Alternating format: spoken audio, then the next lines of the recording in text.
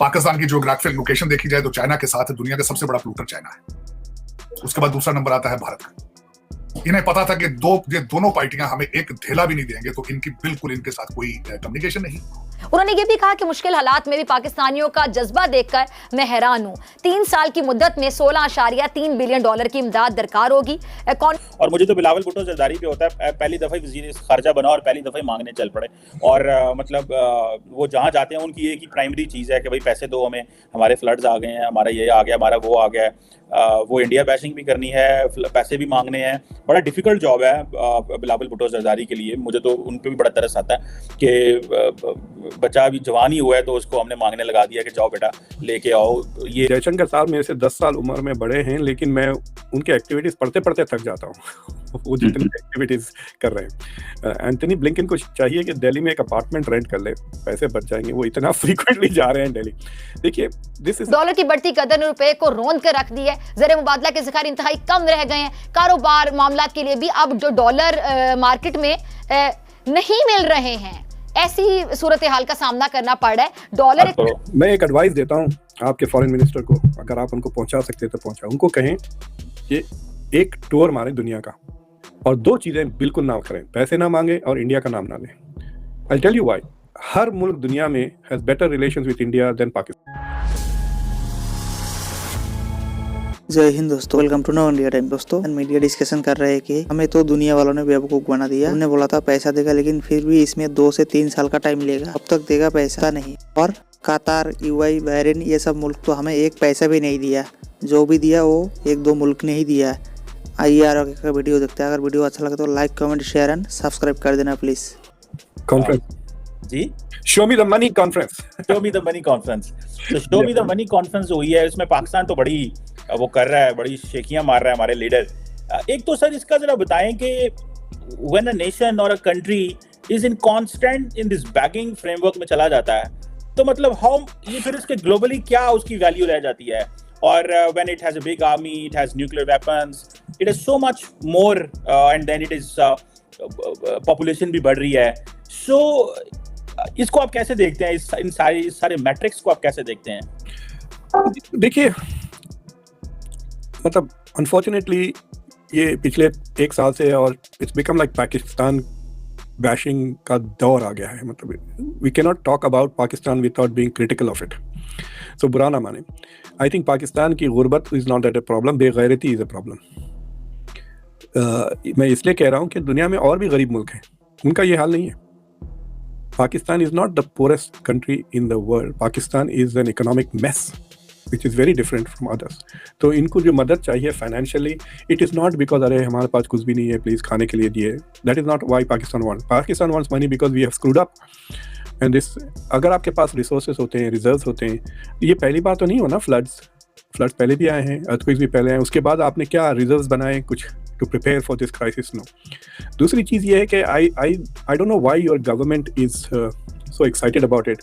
मैं आपको जो डोनर लिस्ट है ना, जो $10 बिलियन जो कह रहे हैं वो मिले हैं उनको।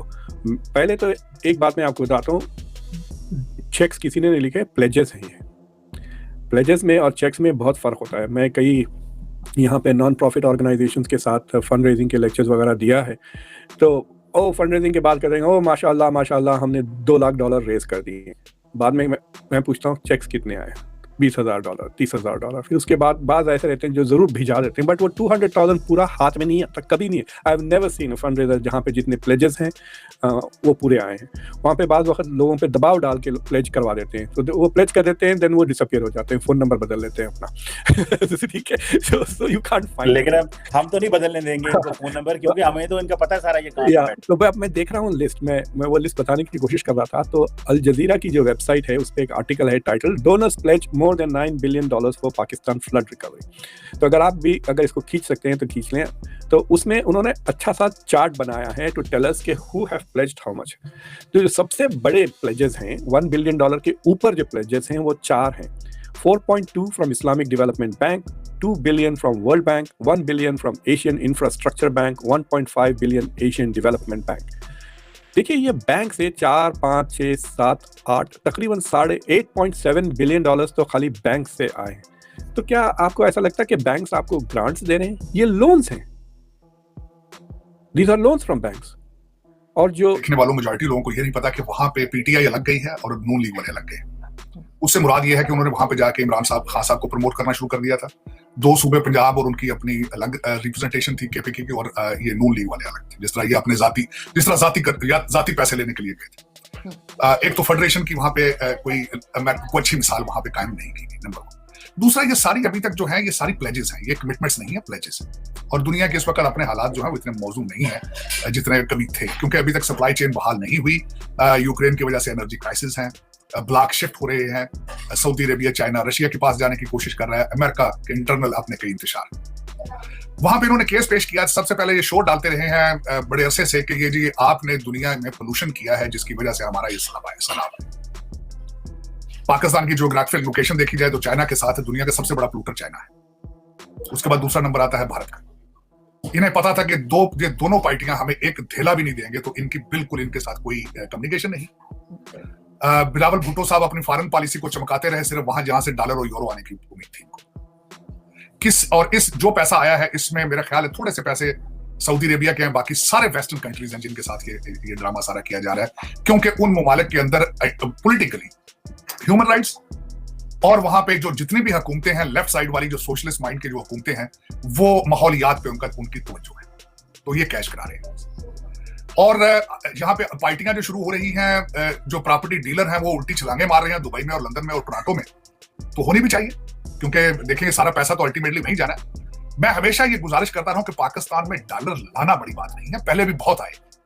ये वो मुल्क है जहां पे कंटेनर्स में डॉलर आते रहे हैं अफगानिस्तान के टाइम, लेकिन उनमें से एक पैसा भी पाकिस्तान नहीं होगा।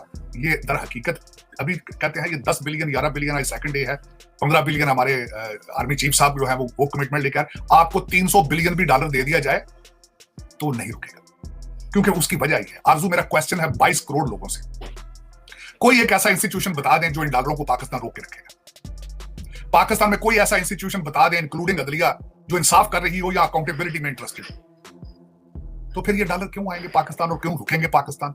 ये क्यों पहुंचेंगे सैलाब जदगान पे? आज किसी टीवी प्रोग्राम किसी टीवी का एंकर को बात कर रहा है सैलाब जदगान की, किसी न्यूज़पेपर के अंदर सैलाब जदगान की जिक्र हो रहा है? क्यों होगा? क्यों होगा? क्योंकि आप एज ए सोसाइटी कोलैप्स कर रहे हैं। आपको मैं कई दफा कह चुका हूं, आपके प्रॉब्लम मुआशी और सियासी नहीं है, आपके इखलाकी प्रॉब्लम, इखलाकियात खत्म हो चुकी है। इस वक्त हमारे जो मिस्टर हैंडसम है बार बार कल परसों फिर वो शोर यही डाल दें इलेक्शन कराएं। मैं ये कहता हूं अगर आपके इलेक्शन कराने से करप्शन रुक सकती है तो दिन में 3 दफा इलेक्शन कराएं भाई। खान साहब मुझे सिर्फ ये एक सवाल आपसे ये पूछना है, इलेक्शन करा के आपके पास कोई एक भी नया बंदा आगे आएगा? कोई एक बंदे नए ने आपकी पार्टी ज्वाइन की हो तो आप बताएं नहीं जी ये बहुत बड़ा पीएचडी इकोनॉमी करके आया, इकोनॉमिक्स करके आया है, ये बचाएगा भाई, ये लेकर आए। वही टूटे फूटे, वही जर्नैलों के बच्चे, वही इलेक्टेबल लैंडलॉर्डों के बच्चे, जागीरदारों के जो अंग्रेजों के जो छोड़ के गए हुए हैं, वही आएंगे, लूटेंगे, लंदन लेके जाएंगे सारा। आपको सब पता है, खान साहब को सब पता है।